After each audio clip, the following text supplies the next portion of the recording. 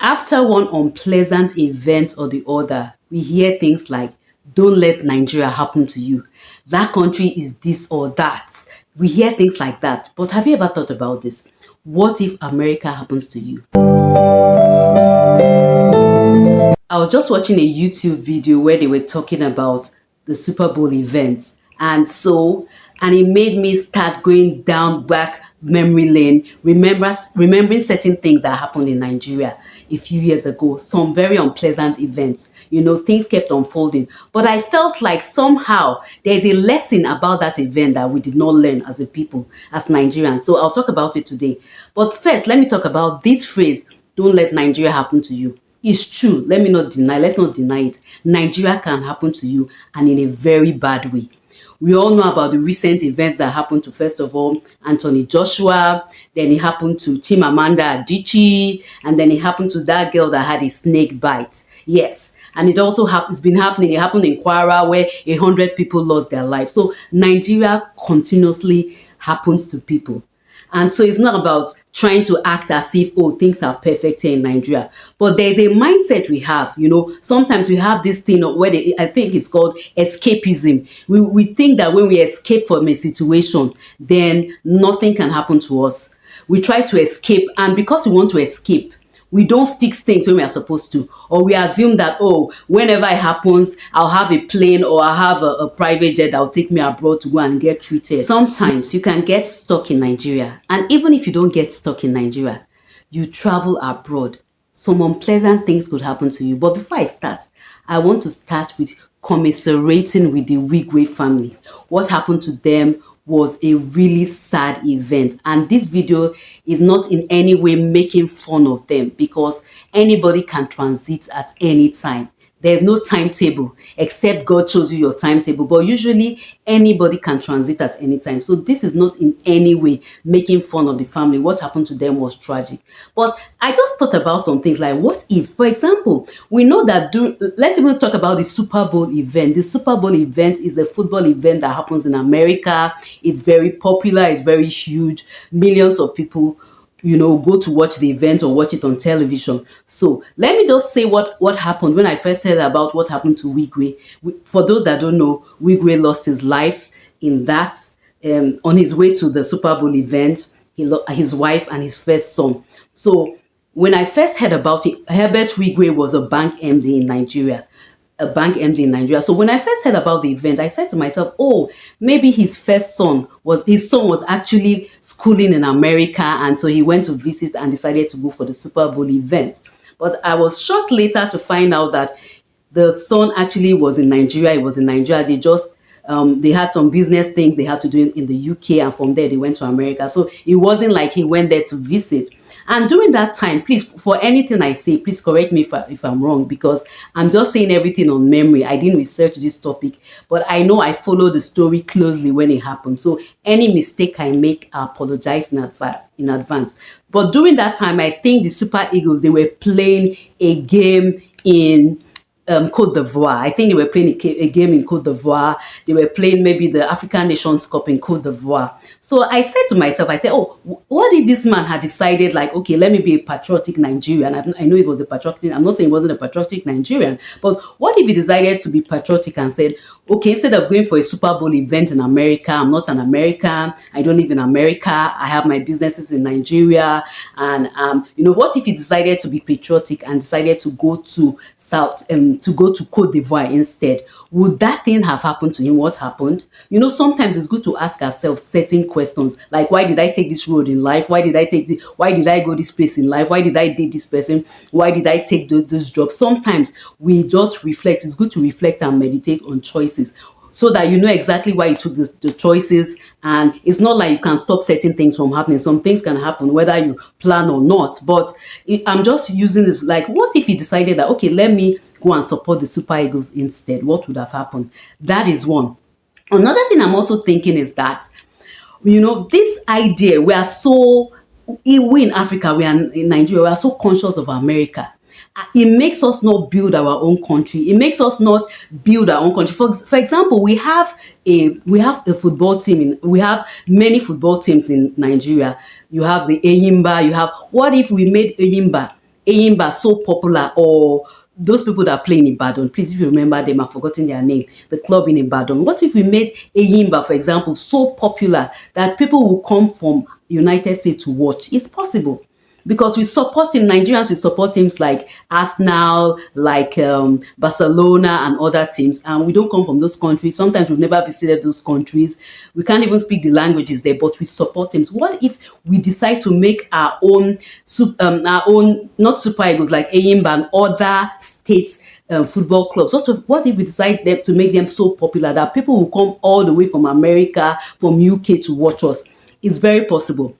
So there's this idea we have. We always want to build other countries. We don't want to build our country. We always want to support things that are, once it's not Nigerian, we like it. If we like something, once we know it's made in Nigeria, we look down on it. We prefer to buy foreign things. We brag about it and stuff like that. So what if Nigeria was so popular that he did not have a need, or our teams were so popular that he would not have that need to even leave his country to go and watch football somewhere else? That's one. And now going to the events, like I watched there was a memorial night or so where friends came out to talk about Herbert Wigwe, people like Dankote, people like the Lagos State Governor, Sanwo-Olu, and a host of other people. And people like the former CBN governor, I've forgotten his name now, Sanusi. They came out and they talked about him. And from what they said, that man is a very nice man. That man was Herbert Wigwe, was a very nice guy, was a very decent guy. He liked helping people and he liked doing awesome things. But there's one thing about that event that worried me. Someone who was talking about how Herbert Wigwe, please correct me if I'm wrong. All these things are allegation. I'm saying allegation because I may make some mistakes as I'm talking, or I may assume things that did not happen. So all these are allegations. But what I heard the Lagos State Governor saying that Herbert Wigwe was like, he was going to support him, and that time things were a bit rough because the elections did not go the way quite a number of people expected. So some people were making allegations that the elections were rigged and all that, and that some people were stopped. They stopped some people from voting. Some people were prevented from voting. Some people of a particular ethnic group in Nigeria, especially in Lagos, they prevented them from voting. And Wigwe comes from that particular ethnic group that it was alleged that that the thugs, Lagos thugs stopped them from voting. I personally know someone, a relative, that did not go to vote because she's from that particular ethnic group. So, and I'm wondering, first of all, did Wigwe know that there was any kind of electoral malpractice, or did he know that there was any kind of suppression? And if he knew, why was he so quick, or why was he so eager to congratulate him? That's one thing. Another thing I also want to talk about, during the memorial, his PA, I can't remember the name of the man, was talking about how God saved him and all that, and that he was supposed to follow them on that particular ill-fated flight, on the helicopter they took when they got to America, because he followed them to America, but he wasn't in that helicopter. He did not enter the helicopter because, according to him, he said he was waiting for them because he knew that if he was supposed to follow them in the helicopter, and that they brought a lot of bags, that the bags would now come in another vehicle. But he said to himself, according to what I remember, he said that, even if I follow them on the helicopter, at the end of the day, I still have to wait for those bags to be brought. So I might as well just go by road. And he decided to go by road with the bags that were coming. But because as he was a very conscientious PA, and he was a very hardworking PA from what he was saying. But he said something. He said that at a point he was a bit worried about the weather conditions, and he told it to his boss, Herbert Wigwe, and he said, these weather conditions, do you think it's okay for you to enter in these weather conditions? Maybe he said, or he was on the phone, and that Wigwe said something that this is not Nigeria. This is an allegation. Please, if it's wrong, I apologize, but what I thought he said, what I heard was that Wigwe said that this is not Nigeria. And just on that theme, this is beyond Wigwe.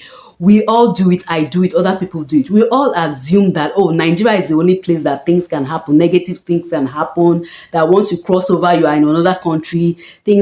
Negative things don't happen. So it makes us have this idea of always escaping or at the end of the day, we feel that, oh, at the end of the day, I can escape or I can go abroad to give birth. I can do one or two things. So I don't really need to fix things in Nigeria. We have to come to that point where we should stop thinking that negative things only happen in Nigeria. We should fix our country. We should have this idea that when I go abroad, things will be perfect. But do you know one thing about life? Life, there's what they call, some people believe in things like nemesis. Some people believe in things that, so sometimes there are some things that you cannot escape from. Some things you have to go through. Like in my life, there are things I've tried to escape from. In the past, I tried to escape from some things. But today or in recent times, I'm paying for them. I'm not saying that's what happened to Wigwe. Please, this is not about Wigwe now. We've gone beyond that man. We are talking about real life issues in Nigeria. So, are you abroad? Are you a Nigerian in the diaspora? Or you are a Nigerian in Nigeria and you are a civil servant, or you are doing something that you shouldn't do, and you have the idea that you send your children abroad or you have an apartment abroad? You have to remember one thing. Your children will come for holiday sometimes. Your children can be abroad and something can happen to them. For example, there was a governor that was alleged, they had an allegation of corruption in a particular state in Nigeria, sorry, in the South. And at the end of the day, he lost his son in America. So I'm not saying that good things happen, bad things happen to bad people or good things happen to good people. Life happens to everybody. But I want it to be that whatever we do, we should not have this mindset that we can get away with it or we can do things and at the end of the day, it doesn't matter.